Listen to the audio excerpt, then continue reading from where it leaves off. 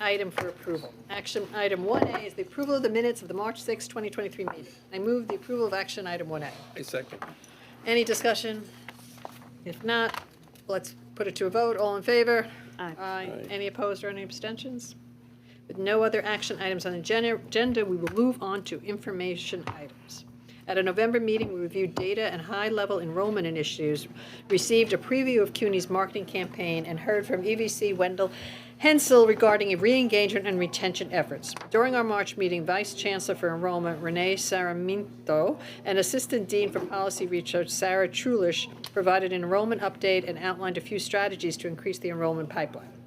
At today's meeting, Vice Chancellor Sarmiento and Dean Trulish will present an enrollment update again, and because transfer students have a significant impact on enrollment, Associate Vice Chancellor of Academic Effectiveness and Innovation, Alice Alvaro, will then provide an update about the transfer initiative. That was good. It was close. Alicia. Alicia. So before I hop out to another meeting, since we have all of these scheduled back to back, I just wanted to take a minute and tell you that we have heard you. We have heard about, obviously, the urgency of the enrollment and the need to develop a comprehensive strategy. And we've heard you about transfer. I know we had a long conversation about that before. And so I wanted to tell you the good news is it's working. It's working. Renee has some good information, and in a week when we feel like all we are hearing are bad things, I would like you to hear the very good work that is being done at the institution. And thank ahead of time my colleague John Berzani and Luby Alatriste, who is here as well. Luby, yeah, it tells you how tired I am. I'm looking right at you as I'm saying it.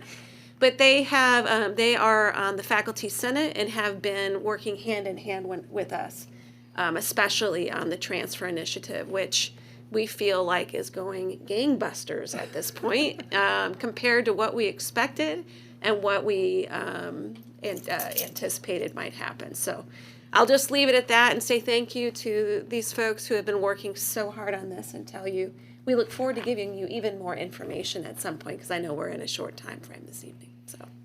Okay, thank you. Okay. So my job is to just give you an update real quick about the numbers and where we're at for summer and fall. A majority of the time will be spent with Alicia because their transfer is a vital part of enrollment, and there's a lot of great things happening over there. So just to kind of look at, this is summer enrollment, and you could see that we're a little bit ahead of where we were last year. Undergrad is a little higher and grad is a little lower in terms of enrollment. What I think is interesting here is that when I look at the number of courses offered, they're virtually exactly the same.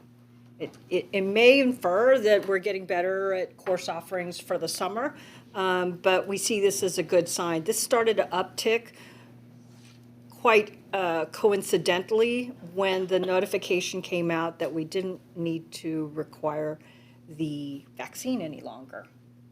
So this gives you an idea of the amount of students, head count, and the full-time equivalency, which basically means we're trending where we were last year in terms of the pace of how many students enroll and how many credits that they take. And you could see that the graduate is a little lower, but we're trending up with undergrad. Here's the big news. For fall, we have an overall 8.9% increase from last year. Every time I give these reports, you always know how bad we're doing if the number goes down and it starts to turn orange and red. When it starts to go gray and blue, that's a good sign. So I always like to say my favorite color is blue. You could see on the far left the continuing student enrollment at 10%. But here are the big gains. Look at the new student. It's 28.9% ahead where we were. Transfer is up and grad is up. And the most interesting thing about these numbers is if you look at the comparison, right? We didn't get any more applications for freshmen than we did last year. Interesting, right? About the same amount of applications, yet we're getting better in terms of enrollment. I think people are suddenly saying that it's time to go back to school. So the freshman is up, transfer is up, and you could see the continuing undergrad a little lower. Now that's due in part by the fact that our continuing students are lower each year because of the lower enrollment. So it's not necessarily that they're all not there anymore, as it's compared to last year. I talked a little bit about this. This is really seeding fall 24. By now you've seen the press release from Governor Hochul about the welcome letter, and we're moving towards these other things about improving fall 24 enrollment and pipelines. And that does include the yeshivas, the Catholic schools, and the rest of the charter schools, including Farmingdale, Westchester, and some of the other areas outside of New York. We're reestablishing contact there. And then Reconnect, just to give you an update, although we're almost at the end of our time with CUNY Reconnect, we're almost at 17,000. It'll probably be over that because we have about 300 students that we are paying for to pay for their summer enrollment classes so they could graduate. So that's a good thing. Now, the other thing that I just wanted to say lastly in terms of Reconnect, the initiative was meant to be able to do a one-off, get 10,000 students. But we have, through the Office of Academic Affairs, we've baselined some of the positions. We have approximately 16 new staff for a call center. We received 6,000 calls. And it's working in terms of the readmit. In fact, when we look at numbers from last year to this year, we're 20% above where we were in our readmit population. So compared to last year, we're exceeding that, and it looks like Reconnect is really kind of taking hold in terms of marketing and working with the colleges. Quick update. Any questions? Yeah. So you hinted that the yield was up on students with a 2% The growth. the conversion from application My to. question is, there were about 2,000 students that had their application fee waived. Do you know if the yield is higher for those students or not?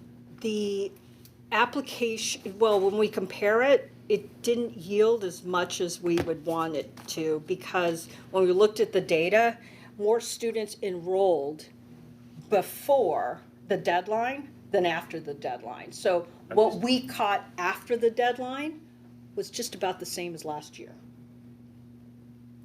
So Well, of the 2,000 applications that had the fee waived, our yield was probably, I don't know, 30%? Is that well, comparable to the the yield of yield's a- ongoing for that, right? So I don't know those specific, but we could isolate those.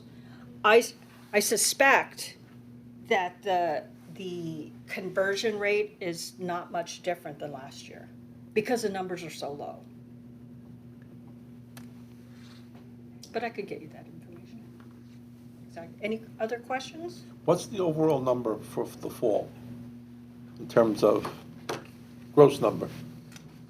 We are, do you have that? Yeah, we're at 114,000 right now, but this is very, very, very early in the process.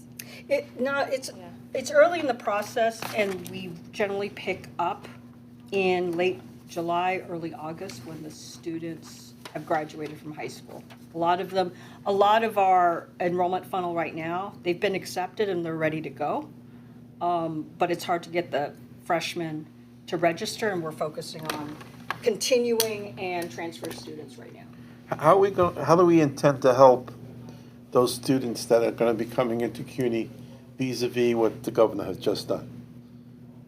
In terms of, there's not going to be any requirements other than they're going to be accepted automatically, if I understand that correctly. So the welcome letter does two things. It automatically says you have a seat at CUNY, specifically to the community colleges, obviously because they're open access. but there's a cutoff, and it invites them to apply. I think the cutoff was somewhere around the 70%.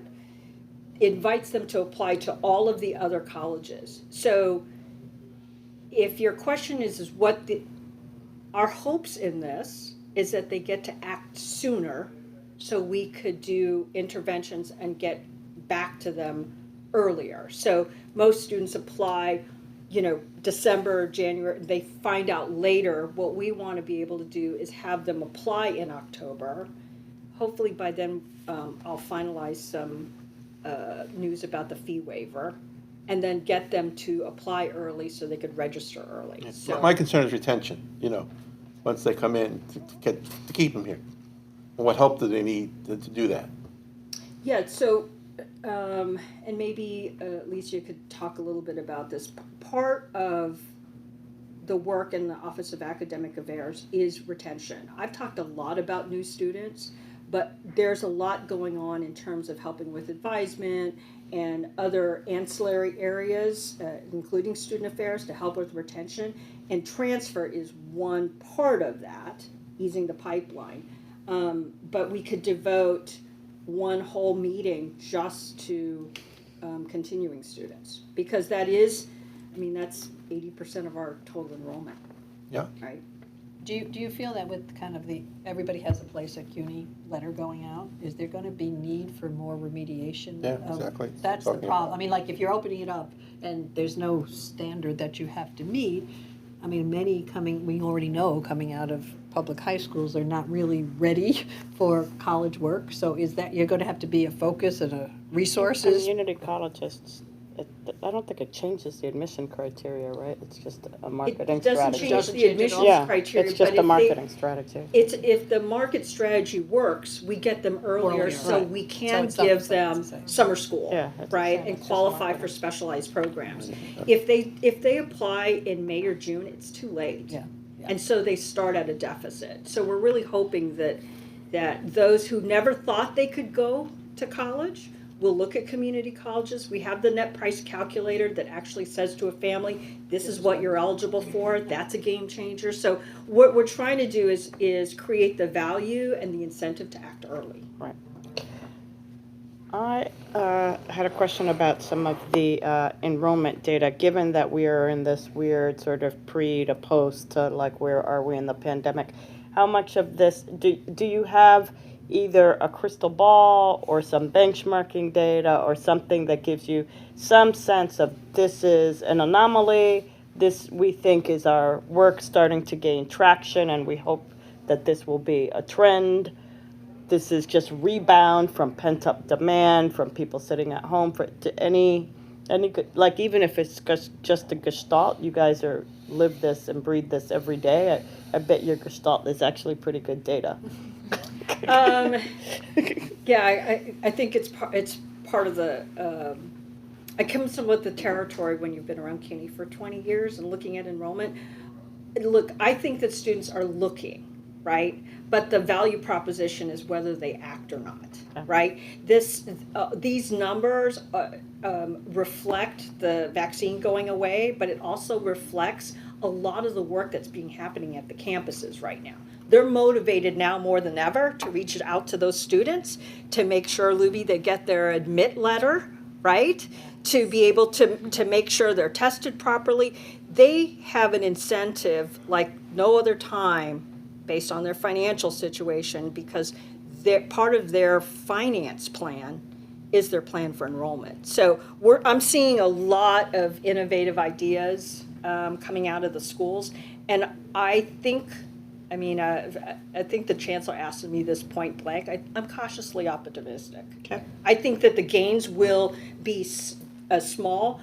It will be more pronounced if we work together as a central office and the campuses to make sure the students are getting what they need. Yes, Tom. So getting back to Angela's question about retention, one of the data metrics we have is continuing undergraduate students, but that's conflated with the past enrollment. And I'm wondering, and maybe this is a question for Sarah, how easy it is to break out retention based by accumulated credits.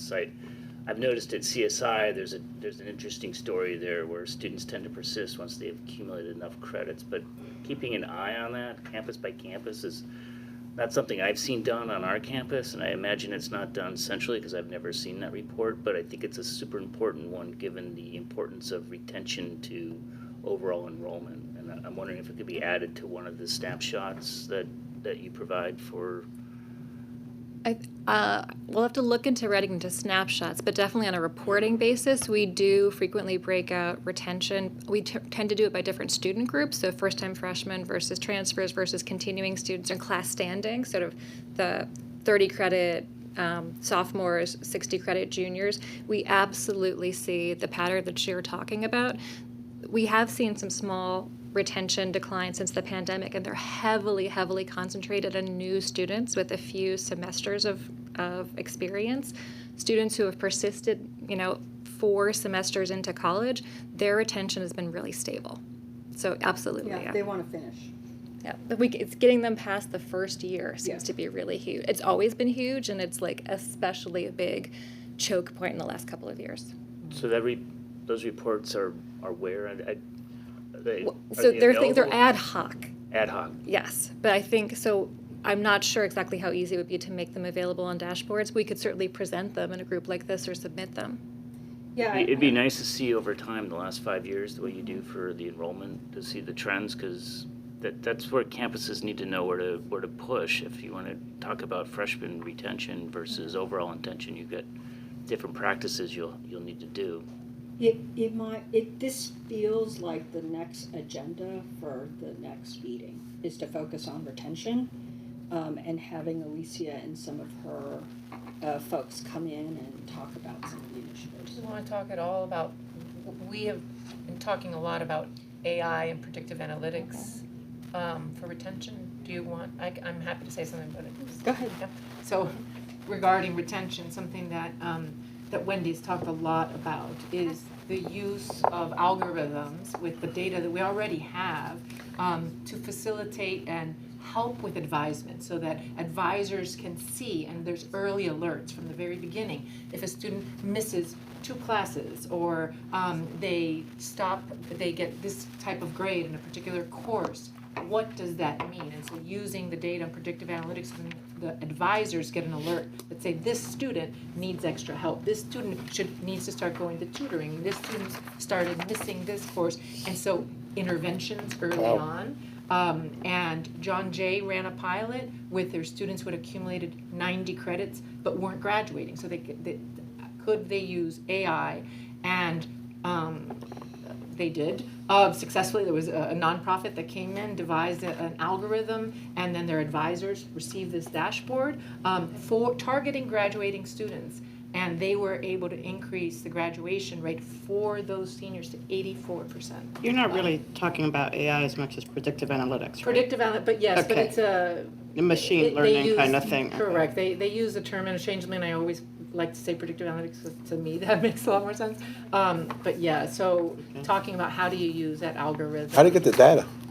It's existing data within that we collect. So it's either attendance data, grade level data. In EAB Navigate is a tool for advisement. So some schools use it much better than others, where if a student shows up to a tutoring session, they sign in and click. So then all this information is there. It's just converting it to Signals. To signals, exactly. And so Sounds that's the good. thing that we're really excited about, because for retention purposes, you catch them right before they even know it's going to be a problem, before they Kind of what I was start. talking about, referring to in terms of retention. Yeah. Because, when you're talking about existing students, I'm talking about also entering students. Correct. And So it could be used for entering students too, because we have their academic profile, right? So we could do some of that as well. When Alicia talks about the predictive analytics, where Wendy, at her previous institution, it started from pre-enrollment all the way through, right? And what it did was allow for limited resources to be used strategically. Our budget's not going to grow, but our intelligence has to, right? I love In it. order to be able to help. I love it. I students. think it's great. Congratulations. But you also need I feel better to, now. you need to apply the right intervention, right? Absolutely. So you At have the to right match, time. you have to match up the signal to the right. Correct. intervention. Correct. And the advisors. Presumably, we will also be able to gain some experience about what interventions are panning out and which we can leave by the wayside. Yes, and the work that, and the signaling that the faculty will do will be instrumental in helping us to identify the types of interventions. So I'm kind of hearing and a formulation of an agenda for next month in terms of the focus of retention, so that we could do a little bit more deep dive. Sounds good. And then I could just keep showing you blue arrows going up. We like blue. That would be Yeah, good. my favorite color is blue. So I guess the next part of it, I'd like to defer to Alicia because, again, transfer is a critical part of enrollment and student success. You want to pull your deck? Yeah, I don't know.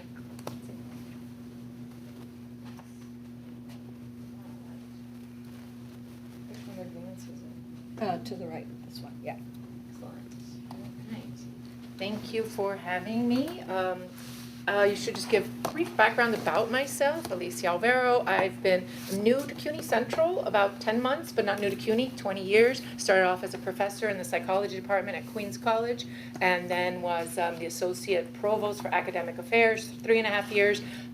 Was announced as the interim provost, but then Wendy Hensel came into my life, and she recruited me to come to CUNY Central, and I just couldn't say no because I really appreciated her vision, and I'm very excited that the transfer initiative is something that she passed along to me. So I'm going to give, hopefully I'm going to share the story with you of all of the actions that we're taking, because we're taking a very holistic approach to transfer and the transfer problem. We're looking at policy and practice. What are the gaps in existing policies? Where are we missing them? Where do we have policies that aren't actually working the way that they're intended?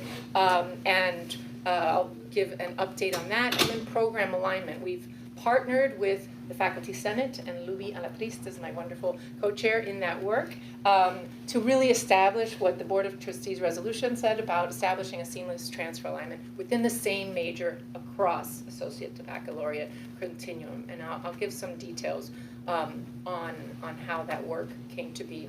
So the Policy and Practice Committee, in December, we had a group here at CUNY Central who identified the top 3 gaps in policies and existing policies, and I'm going to present those on the next slide. Then they were presented to the Transfer Committee on Academic Policy. We've always had a Committee on Academic Policy, CAP, but Wendy created one specifically for transfer because there's so much that needs to be addressed. And this was presented to them in January, and they are providing recommendations at the end of the month to Wendy, and then we will present those recommendations sometime in the fall, because we'll have to talk to faculty, and there's a lot of stakeholders we need to review these with. And more importantly than anything, I always say, we have to really have an assessment system to ensure that the policies are working as intended. I will share with you the 3 that we're starting with, and hopefully it makes sense. Why I think this is one of the most critical parts, is without this assessment system, things can fall by the wayside. And this process will then be repeated. We're going to continuously be evaluating, and the group is already identifying the next group. So the transfer CAP group, Ann Lopes is a provost at Brooklyn College. She's a chair, and then we have provosts from other colleges and representatives from Enrollment Management, Student Affairs, and then CUNY OAA staff. The first 3 policies that we are that the group was asked to evaluate: e-permit policy and variations in residency requirements. The reason these 2 were hand in hand is because what we find is we have a very clear e-permit policy that says if a course equivalency exists in the system, then a student can request to take that course at another campus on e-permit, and the registrar's office at the home institution evaluates the student's record, makes sure there's no negative financial impact, and then the student can automatically be registered if the other campus allows it. what happens is it's routed to departments, to academic departments for approval. And what we're finding is there was a high rate of rejections and denials of these e-permits. When we started digging into this, it was a very valid reason why the process deviated from the way it was intended to. And it is because when students would graduate or apply for graduation, their graduation would be denied because they exceeded the number of credits that they can with the campus residency requirement. So the residency requirement is 30 credits. You have to have 30 credits at Brooklyn College to graduate with a Brooklyn degree. But I took 45 credits on e-permit. Then now my graduation's being denied as a result of this. So it's because of this challenge that then the registrar's office said, you know, let's go to the departments, ask the departments to make sure the student's not going to exceed any residency requirements.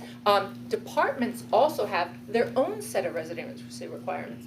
So some campuses that might have 30 credit residency requirement and a major that has 65, 70 credits in the major, some departments will say you have to take 60% of your credits at the campus.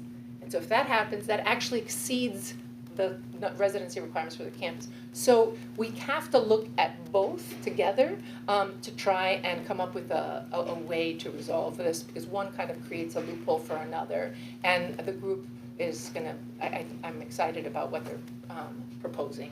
And here's an example of a policy that just doesn't even exist. If I'm a student at a community college and I want to plan to transfer to a four-year school, I look at the courses and how they're going to transfer, and I schedule my courses and take courses based on those existing course equivalencies. Those course equivalencies can change by the time I transfer. So now I transfer to the four-year school, and all of a sudden the courses I thought were going to transfer one way transfer a very different way. But if we have a policy in place that says that course equivalencies in effect at the time of matriculation within CUNY, so the second I'm a CUNY student, whatever course equivalencies exist, those will be the course equivalencies that apply to me.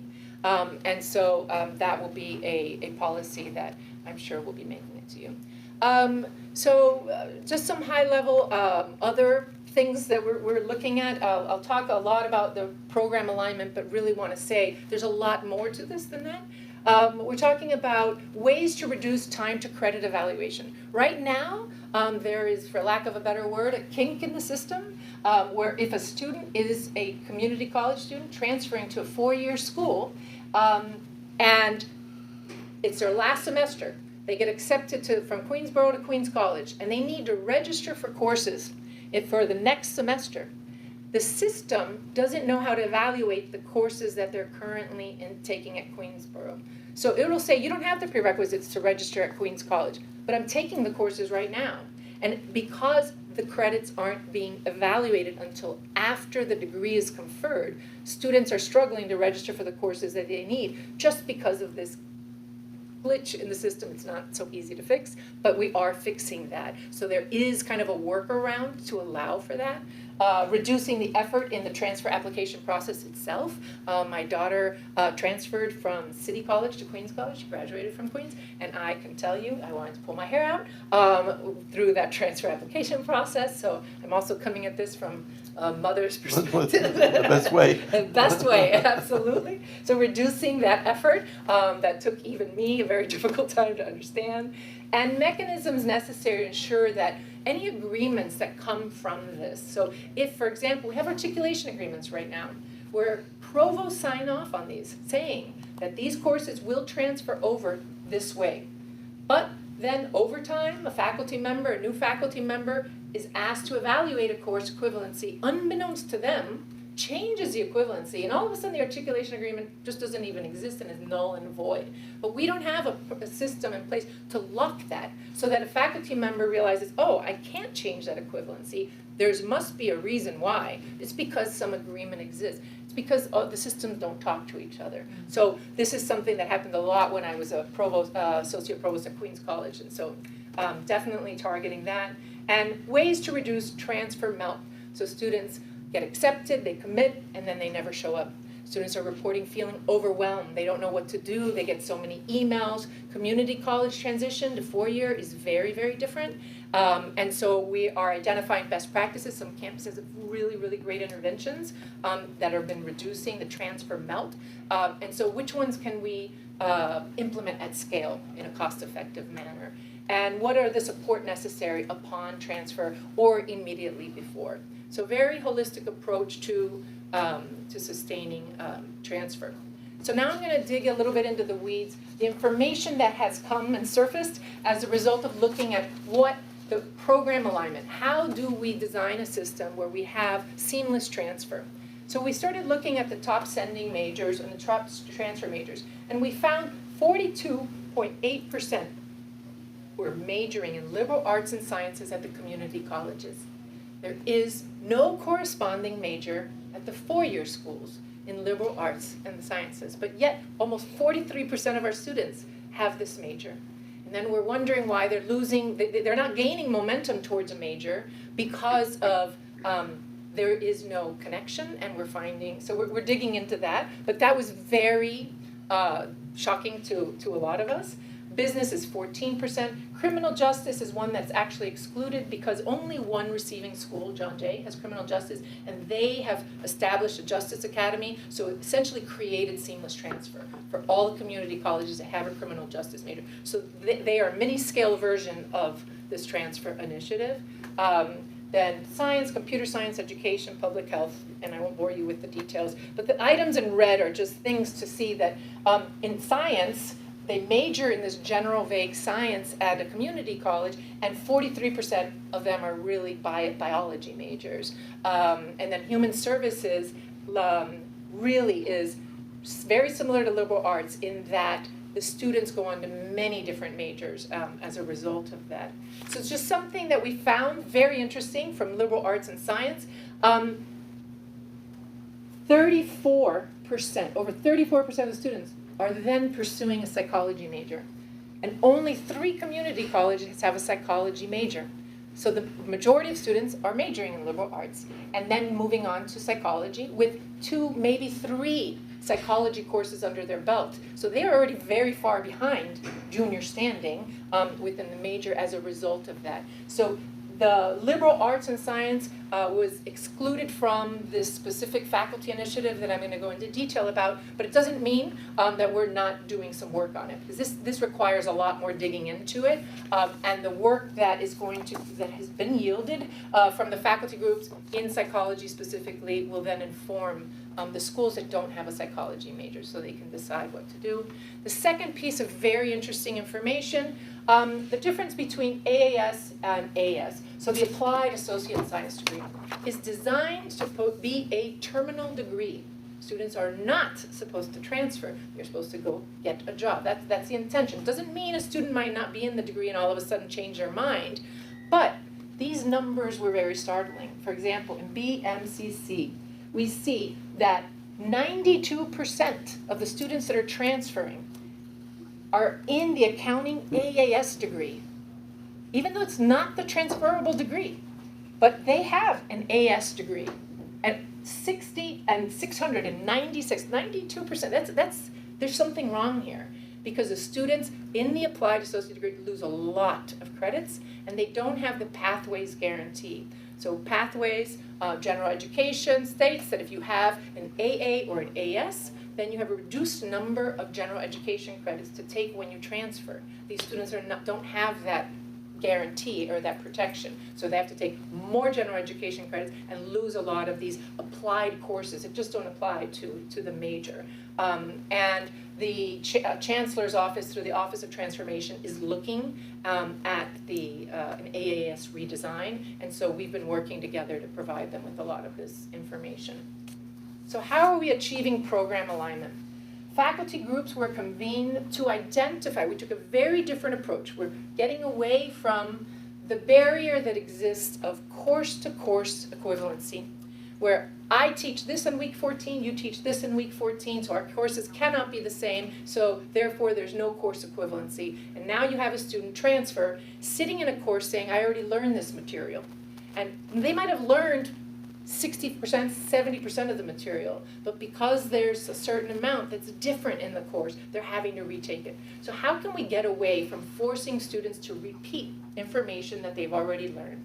So we had the faculty groups identify what are the core competencies? What does a student have to learn in the first 2 years of a psychology major? What do they have to learn in the first 2 years of accounting?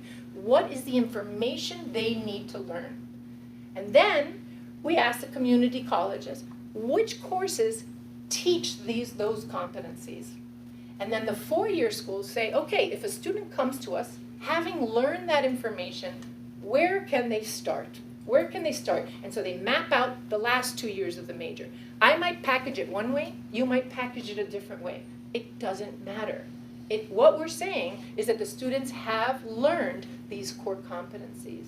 And so the faculty groups decide amongst themselves how many core credits at the community college should it take to satisfy these core competencies. We're aiming for about half the major, because what we want is a student to go from the community college into the 4-year school and only have the last half of the major remaining, not starting from the beginning again. And so we trained faculty on how to write core competencies, how to think this way, because it took a little bit. They're so used to course objectives. I mean, and honestly, it took me a little while as well. And so this is a sample because I had to put the slide deck together before the deadline. The faculty submitted the final reports at the end of last week. So this is hypothetical, but this is a template of what they were provided. So the community colleges, they list the college, they tell us how many credits are currently in the major, and what are the number of credits that are going to satisfy the core competencies. You'll see it's a consistent number. If the group decides it's 19 because their major is about 40 plus or minus a few credits. So each community college will list total number of credits in the major and the number of credits satisfying the core competencies. And it's okay that there's a discrepancy. Students might have extra courses to satisfy the major at the community college. But this is what the 4-year schools are saying is necessary. Then we have a list of the 4-year schools with the total number of credits in the major.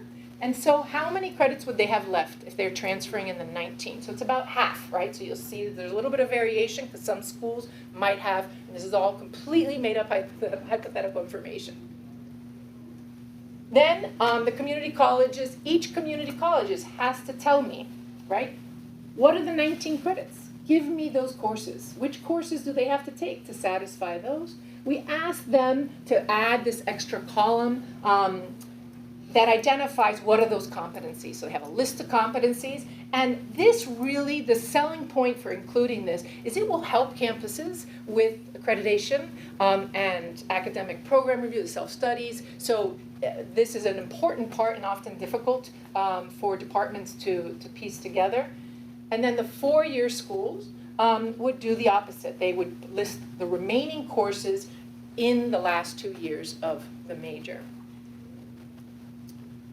So this is just a summary of the work that's completed. I put this together by the deadline, and it was before June 20, but forthcoming. They have submitted their reports, and so I'm excited to say that we learned a lot. I will tell you, there were some groups, it was exactly what we wanted.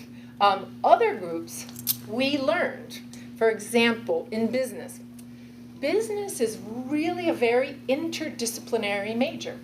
There's very specific specializations and not a lot of alignment between specialization at a 2-year and at a 4-year school. And so the group puts everything together, but there's a lot of variation. There's path A to path A, and it's only from 2 schools to 1 school. And path B might be at 2 community colleges that lead to 2 senior colleges. That's difficult for a student to navigate. But the faculty said, Alicia, we are going to continue to meet, even though we gave you the deliverable, we gave you this report. We have too much work to do to help our students. It was putting the faculty together that they started to realize, oh my goodness, like we're creating a curriculum here in the absence of talking to you over here, in the absence of talking to you here. And so getting the faculty together to really talk about their curriculum. Some 2-year schools were saying, our major has so many extra credits, but to satisfy half the major, why are we teaching so many extra courses? And so these conversations, very, very surprising and exciting. And one particular faculty member was very, very difficult, actually said thank you and said, if you want more work, I'm willing to keep brainstorming with you. And I was very, very excited to see that happen. So we have learned, and in engineering, we learned a piece that actually is a big problem, and Luby and I need to find a solution for it, but they discovered there is a problem that delays students an entire semester, and it's because of one course that kind of causes it. And so they proposed a solution, and we're hoping to help them make this solution work.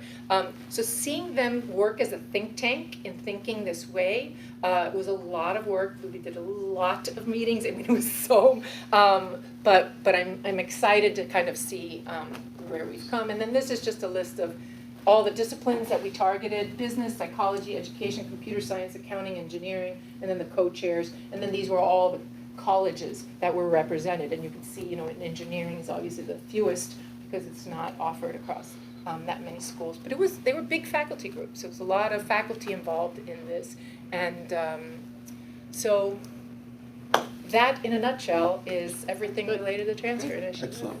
Yep. Any questions? I know it's late in the evening, and I tried to. I just have like a stupid question. No Just to problem. understand that when you come out with an associate degree, 2 Yep. years, that's, I presume, 60 credits? Correct. Typically. Typically. I mean, you're saying only 19 of those transfer to the No, major? within the major. Within the major, but the All ones the that are other- not the major, Yeah. do they all go? Yeah, oh yeah. They have go, Absolutely. so, Absolutely. all right. Yes. so- General education. So that you're They- you're hoping by, after this all happens, there will be a seamless, if you have an associate degree from a CUNY community college and you want to go to a senior college, they're going to accept the vast majority, I don't know, all? Right, yes, no, it will be all all 60 credits. all Been 60 accepted. credits. All credits have always been accepted. And Always. so They the don't- 60 But it's, but they credits- don't count towards the major. Correct. So And that what has held happens back the is graduation rate. Sometimes students have to retake courses within the major. Within the major. And so sometimes if they have a double major or it's a large major or they want to have a minor, then they exceed 120 credits because they're having to retake courses. Other times, they're retaking these courses and then it adds up to 120. But the challenge is the student now has less flexibility. They couldn't explore a minor because they had to retake 5 courses that didn't count towards the major. So the number of credits is always transferred. It's just lack of the momentum for the student, frustration, and it's It sounds also a like fiscal you've done a resource lot. The issue. goal is for these credits that are not now given credit to their major, to, at some point, give credit to the major. Absolutely, that's So exactly it's a right. seamless, Yep, within the major, and so they come in at the halfway point, and they only and have- that's it. wow, That's right. That's great, this, Bravo. terrific job. that's a great job. Congratulations. Thank you. Okay, so, any other questions? Any other questions? No, If not, terrific I have report. to, Congratulations. Yomerman, I have to move to adjourn the meeting, so do I have a second? Oh, we like hanging out here. Oh, exciting news. We just want to stay here forever. Well, this is good. When it's good But news this like is- this, this is we great we news. do. Thank you. Really you. great. Great news, great news. Thank you. Really, really.